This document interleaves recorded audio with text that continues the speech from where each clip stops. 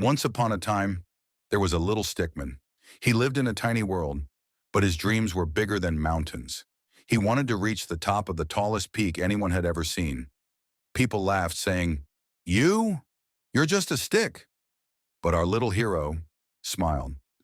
One morning, he tied a red cape around his neck, picked up a tiny bag, and said to himself, "Let's go."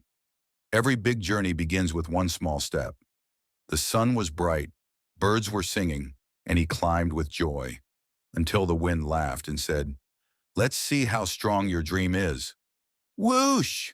Down he went, rolling, bouncing, and landing face first in the mud. He looked up, dizzy, and said, "Well, that didn't go as planned." He sat under a small tree, his legs shaking, hands tired, and his heart whispering, "Maybe they were right. Maybe I can't do it."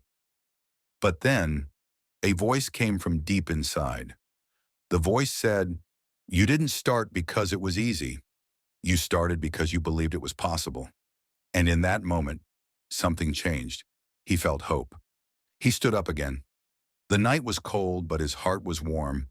Under a sky full of stars, he whispered, "Even if I fall 100 times, I'll rise 101."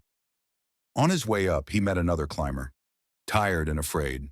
Stickman smiled and said, "Come on, we'll climb together." Because real strength isn't climbing alone. It's helping others rise with you. After endless tries and sleepless nights, they finally reached the top. The same people who once laughed now looked up in silence, and the mountain, it bowed to them. The stickman stood at the peak, arms open wide, and whispered to the wind, "I didn't climb to prove them wrong. I climbed to prove myself right."